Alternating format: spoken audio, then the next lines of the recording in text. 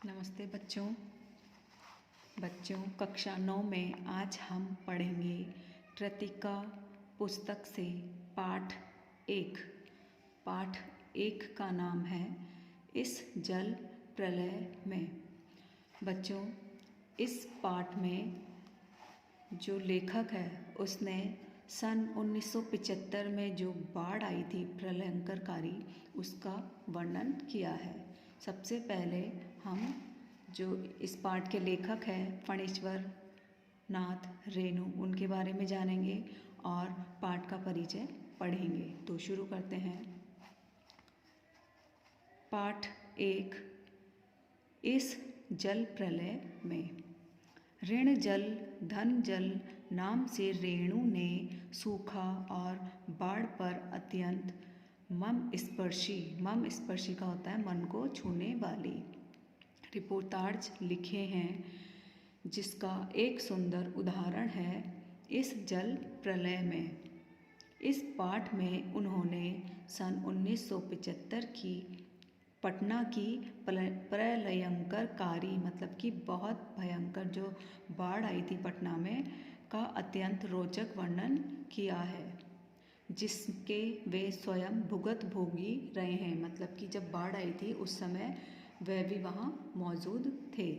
उस कठिन आपदा के समय की मानव विवशता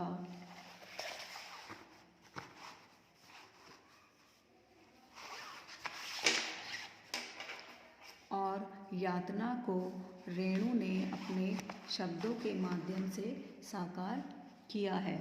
उन्होंने ऋण जल धन जल पुस्तक में, उनकी जो पुस्तक है फणीश्वर नाथ रेणु की ऋण जल धन जल, उसमें कुत्ते की आवाज़ शीर्षक से पटना की बाढ़ का वर्णन किया गया है। और उस शीर्षक को जो जाकिर हुसैन है उन्होंने संपादित किया है साक्ष्य नामक पत्रिका में नदियों की आग विशेषांक में। इस जल प्रलय के शीर्षक से संकलित किया है। प्रस्तुत पाठ वहीं से लिया गया है। जो हम पाठ पढ़ेंगे वह वहीं से लिया गया है। तो पाठ शुरू करते हैं।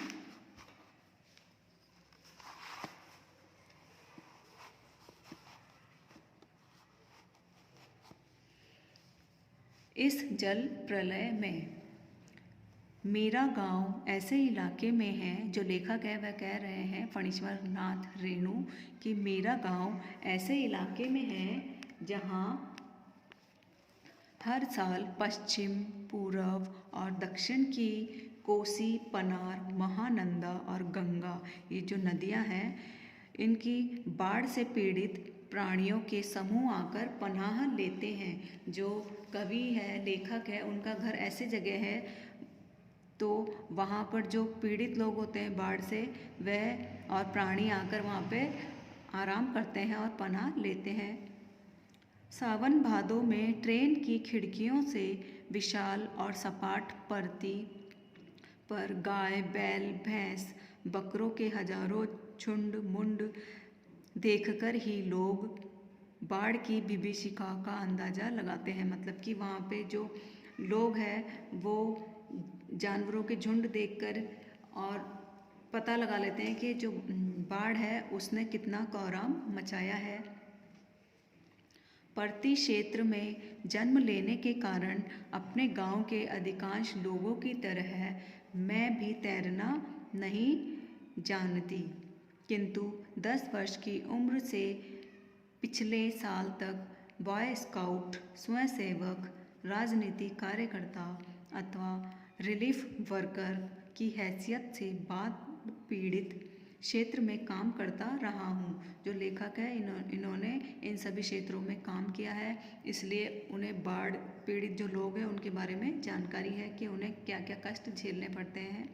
और लिखने की बात, हाई स्कूल में बाढ़ पर लेख लिखकर प्रथम पुरस्कार पाने से लेकर धर्मयुग में कथा दशक के अंतर्गत बाढ़ की पुरानी कहानी को नए पाठ के साथ प्रस्तुत कर चुका हूँ।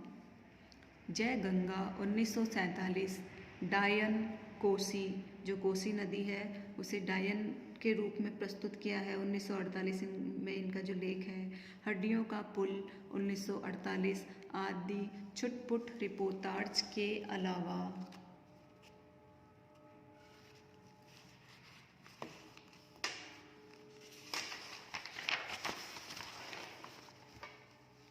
मेरे कई उपन्यासों में बाढ़ की विनाश लीलाओं के अनेक चित्र अंकित हुए हैं, किंतु गांव में रहते हुए बाढ़ से घिरने, बहने, भसने और भोगने का अनुभव कभी नहीं हुआ। वह तो पटना शहर में लगभग सन 1967 में ही हुआ था, जब 18 घंटे की अविराम वृष्टि के कारण पुन का पानी राजेंद्र नगर, कंकड़बाग तथा अन्य निचले हिस्सों में घुस आया था। जो लेखक है उन्होंने 1967 में जो बाढ़ आई थी उसका उन्हें अनुभव है, क्योंकि ये जो वहाँ बारिश थी वह 18 घंटे तक लगातार हो रही थी। वृष्टि का अर्थ है बारिश, और पुन जो नदी है उसके बारे में बताया गया है। अर्थात बाढ़ को मैंने भोगा है, मतलब जो बाढ़ से प्रभावित हुए थे वो लेखक स्वयं भी हुए थे शहरी आदमी की हैसियत से। इसीलिए इस बार जब बाढ़ का पानी प्रवेश करने लगा, पटना का पश्चिमी इलाका छाती भर पानी में डूब गया, तो हम घर में ईंधन, आलू, मोमबत्ती, दिया सलाई, पीने का पानी और कंपोज की गोलियां जमाकर बैठ गए और प्रतीक्षा करने लगे। जब बाढ़ से लोग पीड़ित थे उस समय इन्होंने अपने जरूरी जो सामान थे अपने अपने घरों में इकट्ठा कर लिए थे। सुबह सुना राजभवन और मुख्यमंत्री निवास प्लावित हो गए हैं। प्लावित होना मतलब डूब जाना। दोपहर में सूचना मिली गोलधर जल में गिर गया है। यूं सूचना बांग्ला में इस वाक्य से मिली थी, जानो गोलधर डूबे गेचे, मतलब गोलधर जल में गिर गया है। और 5 बजे जब कॉफ़ी हाउस जाने के लिए तथा शहर का हाल मालूम करने निकला तो रिक्शे वाले ने हंसकर कहा, अब कहाँ जाइएगा, कॉफ़ी हाउस तो मैं तो अबले पानी आ गया होगा, मतलब कि जो कॉफ़ी हाउस है उसमें भी काफ़ी पानी आ चुका होगा।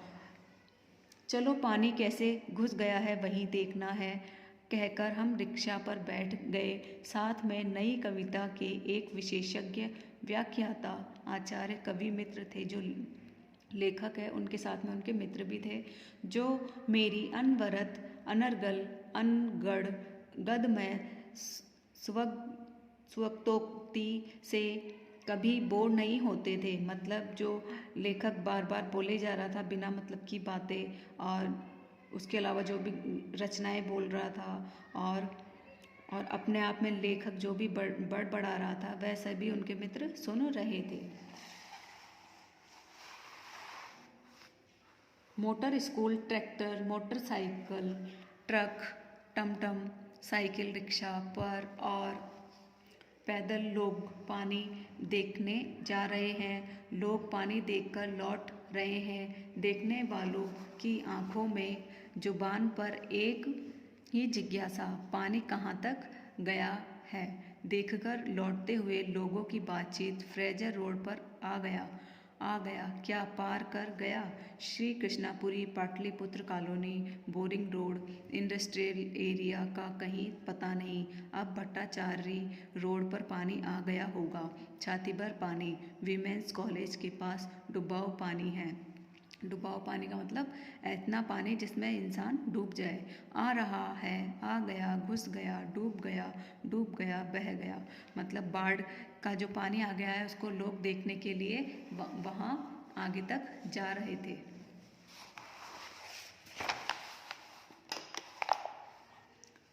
हम जब कॉफ़ी हाउस के पास पहुँचे, कॉफ़ी हाउस बंद हो गया था।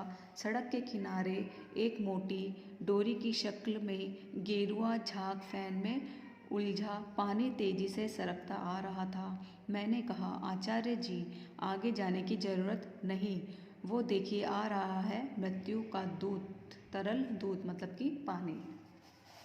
आतंक के मारे मेरे दोनों हाथ बरबस जुड़ गए और सभ्य प्रणाम निवेदन में मेरे मुंह से कुछ अस्पष्ट शब्द निकले। हाँ, मैं बहुत कायर और डरपोक हूँ।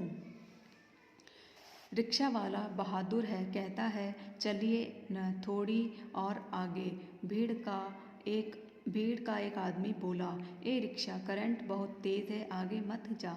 तो जब रिक्शा वाला आगे जा रहा था तो वहाँ एक आदमी ने बोला, आगे मत जाओ, करंट लग जाएगा। मैंने रिक्शे वाले से अनुनय भरे स्वर में कहा, मतलब कि विनती की, लौटा ले भैया, आगे बढ़ने की ज़रूरत नहीं। बच्चों, इस वीडियो में हम यहीं तक पढ़ेंगे। आगे का जो पार्ट है वो हम नेक्स्ट वीडियो में पढ़ेंगे।